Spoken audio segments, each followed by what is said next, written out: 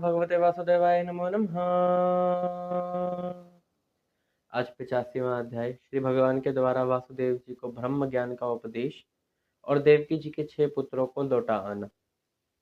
सुखदेव जी कहते हैं कि जब वासुदेव जी को इस बात का पता लगता है कि यह बड़े बड़े ऋषि जो हैं, जो हर समय भगवान का नाम लेते रहते हैं, वह और कोई नहीं, यह वही भगवान है जिन्होंने मेरे पुत्र के रूप में जन्म ले रखा है। इन्होंने तो अवतार लिया हुआ है। अब तक मेरी यह आत्म बुद्धि थी, जो मैं यह समझता था कि यह मेरे पुत्र हैं, लेकिन यह तो सबके पुत्र हैं, यह तो सबके पिताजी हैं। तो जब उनको इस बात का पता लग जाता है, तब वह उनको जाकर कहते हैं कि आप तो वह भगवान है जिनके द्वारा इस सृष्टि की रचना होती है, और ऐसे ऐसे न जाने कितने ब्रह्मांड इस आकाश में घूम रहे हैं। इतने ब्रह्मांडों की रचना आप जो खेल ही खेल में कर देते हो, आप उसके एकमात्र आश्रय और एकमात्र स्वामी हो। बहुत पहले पहल ही आपसे बहुत से देवताओं की उत्पत्ति भी हो चुकी है। वो तो भगवान, आप हम पर कृपा करने के लिए आप हमारे पुत्र बनकर जन्म लिया आपने, ताकि आप इस धरती का भार हल्का कर सको। आपसे हर चीज उत्पन्न होती है, आप हर चीज के कारण हो, लेकिन आपका कारण नहीं है। और आप हर चीज में हो, जहां तक देखा जाए आप हर एक चीज, जैसे एक लकड़ी होती है, लकड़ी से घर भी बनाया जाता है, लकड़ी से कोई खेलने की वस्तु भी बनाई जाती है। ऐसे ही मिट्टी होती है, मिट्टी से घड़ा भी बनाया जाता है, मिट्टी से और बर्तन भी बनाए जाते हैं। अन्यथा देखा जाए एक तरफ, तो है तो वो मिट्टी ही है, तो वो लकड़ी ही। ऐसे ही यह सब कुछ आपसे ही उत्पन्न हुआ है, लेकिन यह सब कुछ आप ही तो है प्रभु। आपसे कोई भी चीज पृथक नहीं है। इस प्रकार वह उनको जो जो बोल रहे हैं, वह अपना भाव प्रकट कर रहे हैं। और बाद बाद में भगवान श्री कृष्ण क्या कहते हैं वो सुनो। भगवान श्री कृष्ण कहते हैं, पिताजी आप हमको लक्ष्य करके ब्रह्म ज्ञान का उपदेश देना चाहते हैं, मैं समझ गया। हम तो आपके पुत्र ही हैं। जो श्री कृष्ण है यानी मैं और बलराम, यह तो हम आपके पुत्र हैं। पिताजी आपको तो हमें ब्रह्म ज्ञान का उपदेश देना था, तो आपने दिया, और हमें यह बहुत ही प्रसन्न हुए हम इससे। और यह बहुत ही सुंदर था, और हमें सब कुछ समझ भी आया। आप बिल्कुल सही कह रहे हैं। यह आत्मा भी एक ही होती है, लेकिन यह अपने आप को अलग अलग गुणों में परिवर्तित कर लेती है। यह गुण दर्शाती है। यह खुद दृश्य होने पर भी इसका अलग एक स्वरूप बना रखा है। जैसे एक आत्मा है, वह आत्मा इस शरीर में है, तो यह शरीर दिख रहा है, आत्मा तो नहीं दिख रही। ये जो पंच महाभूत है, भले ही इनको 5 बोलते हैं, लेकिन है तो सब ये एक ही।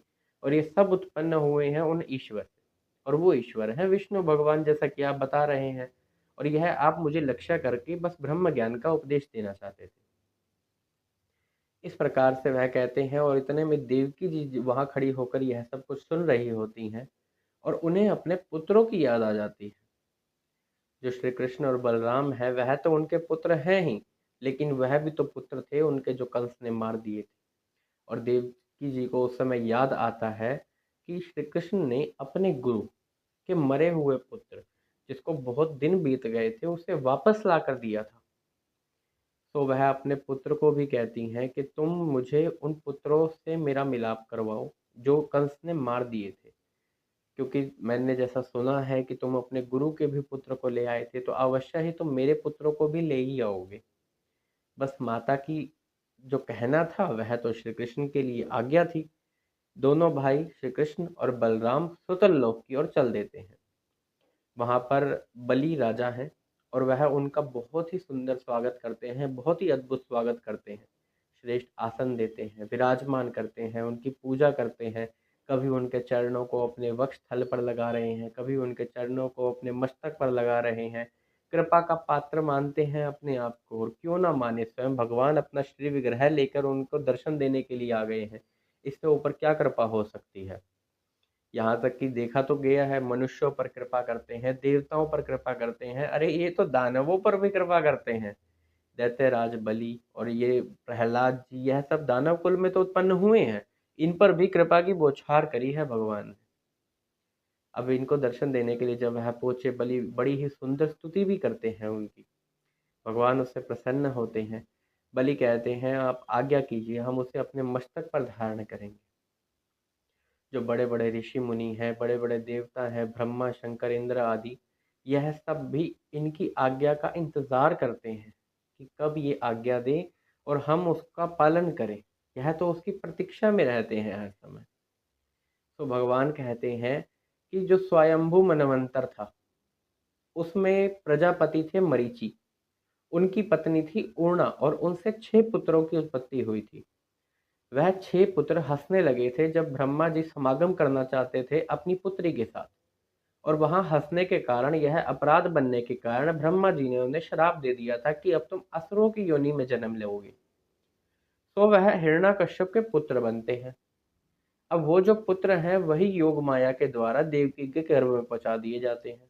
देवकी के गर्भ से जब वह उत्पन्न हुए तो कंस के द्वारा मारे जाते हैं, और जब वह मर जाते हैं तो वह स्वतः लोक पहुंचते हैं। इसलिए भगवान भी बलि के पास आए हैं ताकि वह उनको ले जा सके। तो वह उनको यही कहते हैं कि जो हमारी माता देवकी है, तो वह इनके लिए बहुत शोकातुर हो रही है, उनको बड़ा शोक हो रहा है, बड़ी उदास है, रो रही है। अब वह चाहती हैं कि उनके पुत्र उनके पास आए, तो मैं उन्हें लेने के लिए आया हूँ। इसके बाद यहाँ से वह सीधा मुक्त हो जाएंगे, इसके बाद उन्हें और जन्म मरण के फेर में नहीं भटकना पड़ेगा। और क्यों ही भटकना पड़े, जब स्वयं भगवान उनको बुलाने के लिए आए हैं। और स्वयं देवकी जी, जिनके स्तनों से दूध का पान किया है श्री कृष्ण ने, जो दूध अब अमृत बन गया है, और उस अमृत दूध को पीकर उन सबकी मुक्ति होना तो निश्चित ही था। वो 6 के 6 पुत्रों को लाते हैं, देवकी को देते हैं। देवकी जी उन्हें बड़ा लाड दुलार करती हैं, अपने स्तन से दूध पिलाती हैं, उन्हें दूध की धारा बह रही है प्रेम के मारे। और वो दूध तो अमृत ही है, क्योंकि भगवान श्री कृष्ण ने उसे पिया है। उन 6 पुत्रों पर इतना लाड प्यार, उनकी आंसुओं की धारा बही जा रही है। जिस जिन भगवान की माया से इस पूरी सृष्टि की रचना होती है, उसी माया के कारण वह शोकातुर हो रही थी, और उसी माया के कारण उनको लाड दुलार और प्यार आ रहा है अपने उन 6 पुत्रों पर। इस प्रकार श्री कृष्ण अपने पिताजी को ब्रह्म ज्ञान का उपदेश देते हैं, और जो मरे हुए पुत्र होते हैं देवकी जी के 6, उनको वापस लाकर भी देते हैं।